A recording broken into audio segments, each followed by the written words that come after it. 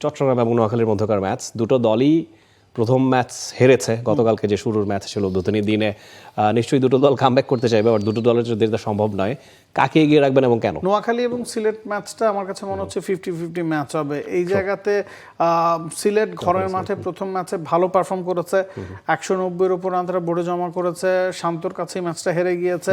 Sylhet overall টিমটাকে balance মনে হচ্ছে। অন্যদিকে নোয়াখালীর কিছু দুর্বলতা কিন্তু প্রথম ম্যাচে চোখে পড়েছে। সৌম্য সরকার পার্সোনাল কারণে যতটুকু জানি যে তার ফ্যামিলিতে সম্ভবত তার বাবা অসুস্থ, সেই কারণে তিনি খেলছেন না। প্রথম ম্যাচটাতে খেলেনি, আজকের ম্যাচে তো না খেলার সম্ভাবনাই বেশি।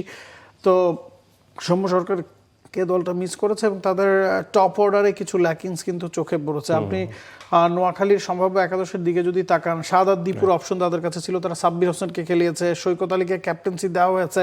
সৈকত আলী টি-20-তে খুব বড় কোনো নাম না, ঘরোয়া ক্রিকেটে খুব প্রুভেন পারফর্মার না, এই দলটাতে ক্যাপ্টেন্সি তিনি করছেন। সৌম্য সরকার নাই, জাকে লিওনিক যিনি বাংলাদেশের ক্যাপ্টেন্সি করেছেন তাকে আবার অধিনায়কত্ব দেওয়া হয়নি। তো কিছু সমস্যা আছে। মাসাদাকাত, হাবিবুর রহমান, সোহান, দেখুন সাব্বির হোসেন, সৈকত আলীরা যখন 3-4 ব্যাটিং করেন, জাকে আলী 5-এ ব্যাটিং করেন, হায়দার আলী 6-এ, আপনি চাইলে মাহিদুল অঙ্কনকে 4-এ খেলাতে পারতেন বা 5-এ খেলাতে পারতেন, জাকেরকে হয়তো ফিনিশিং রোলে দেখতে পারতেন। এই জায়গায় কিছু ফাইন টিউনিং এর ব্যাপার আছে। যে যেই পজিশনে খেলে অভ্যস্ত তাকে যদি আপনি সেই জায়গায় ট্রাই করতেন। এই দলটাতে ফিনিশার রোলে খেলা ক্রিকেটারের সংখ্যা বেশি।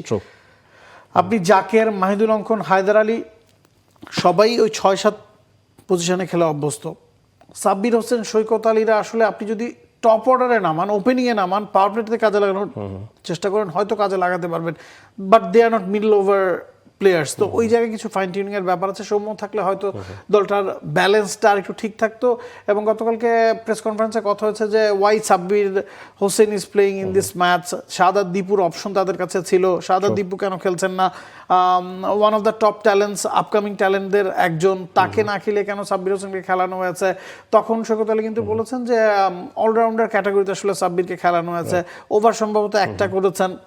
সৈকত আলীও কিন্তু অলরাউন্ডার ক্যাটাগরিতে খেলছেন, খুব বেশি বোলিং তাদের দুজনের কাউকেই আসলে করতে দেখা যায় না। সেক্ষেত্রে হয়তো শাহাদাত দীপু ওয়াজ প্রেফারেবল।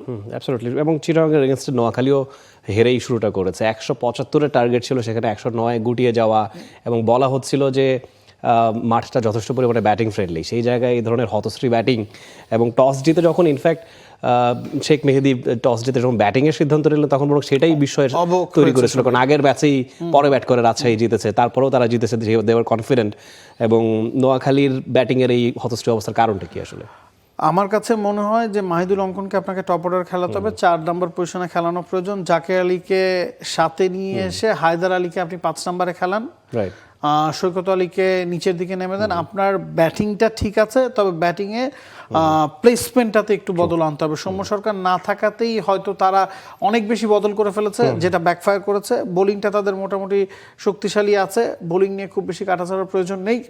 তবে শাহাদাত দীপুকে আপনি ইনক্লুড করে টপ অর্ডারে খেলাতে পারেন, এবং মাহিদুল অঙ্কন যদি 4-এ খেলেন, 5-এ যদি হায়দার আলী খেলেন, ব্যাটিংটা আরও বেশি স্ট্রং মনে হচ্ছে। নতুবা দেখা যাচ্ছে যে আপনি দুই পাকিস্তানের উপর খুব বেশি নির্ভরশীল হয়ে পড়ছেন। আপনি মাহিদুলকে শেষে রাখছেন, আপনি জাকেরকেও শেষে রাখছেন, হায়দার আলী এবং মাসাদাকাতের উপর তখন প্রেশারটা বেশি পড়ে যাচ্ছে। Haidar Ali is a very good batsman, গেলবার চট্টগ্রামে দারুণ পারফর্ম করেছেন। মাসাদাকাত ইমার্জিং টুর্নামেন্টে দারুণ পারফর্ম করেছেন। তবে এই ধরনের টুর্নামেন্ট খেলে তো আসলে তারা খুব বেশি অভ্যস্ত না। মাসাদাকাতের উপর আপনি শুরুতেই খুব বেশি এক্সপেকটেশন চাপিয়ে দিতে পারেন না। যতক্ষণ তিনি খেলেছেন ততক্ষণ ভেরি লুক্রেটিভ, মানে তার ব্যাটিং স্টাইল অনেকে বলছিল না গিলক্রিস্ট, হেইডেন, তার সময়ের কথা মনে করিয়ে দিচ্ছিল। কভার ড্রাইভ, মানে খুব ননশালেন্টলি ব্যাটিং করে থাকেন, সেই ব্যাপারটা তার মধ্যে আছে। তবে এই যে নোয়াখালী, চট্টগ্রাম এই ধরনের দল যখন বিপিএলে আসে, তখন মনে হয় যে খুব ক্লোজ কন্টেস্ট হওয়ার কথা। এবং আপনি অফারেও বলছিলেন যে এবারের বিপিএলে খুব বেশি এমন কোনো দল নেই যেটা খুব উইক, যেটা আগের বার দেখা গেছে তার আগের বার একটা দুটো দল হরহামেশায় খুবই উইক টিম নিয়ে মাঠে নামে। এবার সেই ব্যালেন্সটা আছে। এটার পেছনে বিসিবি যে নিলামের আয়োজন করেছে সেটার একটা ভূমিকা ছিল। আপনি যদি খেয়াল করে থাকেন, অনেক সময় দেখা যায় যে কোনো একটা দল কম বাজেটে দল করার চেষ্টা করে, তারা এ ক্যাটাগরি বা বি ক্যাটাগরির প্লেয়ারদের উপর অত বেশি ঝোঁকে না। এবার কিন্তু নিয়ম ছিল, আপনাকে এ বি ক্যাটাগরি থেকে এতজন নিতে হবে, সি ক্যাটাগরি থেকে এতজন নিতে হবে, ডি ক্যাটাগরি থেকে এতজন নিতে হবে। তো ওই নিয়মের কারণেই কিন্তু দলগুলো খুব ক্লোজ শক্তিমত্তা রয়েছে। আপনি সিলেটের একাদশের দিকে যদি তাকান গেল ম্যাচটা যেটা তারা খেলিয়েছে, আপনি খুব বেশি পার্থক্য করতে পারবেন না, এবং টি-20-তে একজন দুজনই আসলে ম্যাচে পার্থক্য টেনে দেয়। আপনি যেই জায়গায় আপনার দুর্বলতা আছে সেটা কিন্তু আপনি আবার বিদেশিদের দিয়ে পূরণ করাচ্ছেন। তো ধরুন আপনি একটা স্পিনার কম পেয়েছেন, আপনি বিদেশি স্পিনার নিয়ে আসছেন, আপনি একজন টপ অর্ডার ব্যাটসম্যান কম পেয়েছেন লোকাল, আপনি বিদেশি ব্যাটার খেলাচ্ছেন। তো ওই জায়গায় যখন আপনি ফাইন টিউনিংটা করে ফেলছেন এবং ওই লুপহোলস গুলো বিদেশিদের দিয়ে পূরণ করছেন, পার্থক্যটা আসলে কমে আসছে। অ্যাবসলিউটলি। নোয়াখালীর সম্ভাব্য একাদশটায় আমরা দেখছিলাম সাইম আইয়ুব, রনি তালুকদার, হযরতুল্লাহ জাজাই, সিলেটের ইনফ্যাক্ট পারভেজ ইমন, আফিফ হোসেন ধ্রুব, ইথান ব্রুকস তিনি আছেন, মেহেদী মিরাজ, নাসুম আহমেদ, মোহাম্মদ আমির, খালেদ আহমেদ এবং রুয়েল মিয়া। মোটামুটি গতকালকের টিমটাই হয়তো আজকের ম্যাচে দেখা মানে এখানে কোনো পরিবর্তনের সম্ভাবনা আসলে দেখা যায় কিনা? আপনি দেখেন খালেদ খেলছেন, এবাদত কিন্তু বাইরে বসে আছেন, আপনি চাইলে রুয়েলের জায়গায় হয়তো এবাদতকে ট্রাই করে দেখতে পারেন বা একজন এক্সট্রা স্পিনার খেলানোর চেষ্টা করতে পারেন, কিন্তু খুব বেশি অদল বদলের সম্ভাবনা আসলে সিলেট দলটাতে নাই, কারণ মোটামুটি ব্যালেন্সড একটা দল এবং তারা প্রথম ম্যাচে খারাপ খেলেছে তা না, শান্তর কাছে দুজন বাহাতি পেসার মোহাম্মদ আমির এবং রুয়েল মিয়া, দে লুক ভেরি সিমিলার, মানে সেই জায়গায় হয়তো একজন ডানহাতি পেসার ইনক্লুড করতেই পারে Noakhali. For more updates, subscribe to our YouTube channel and click on the bell icon. Follow us on Facebook and Instagram. Download T-Sports app to enjoy exciting games and highlights.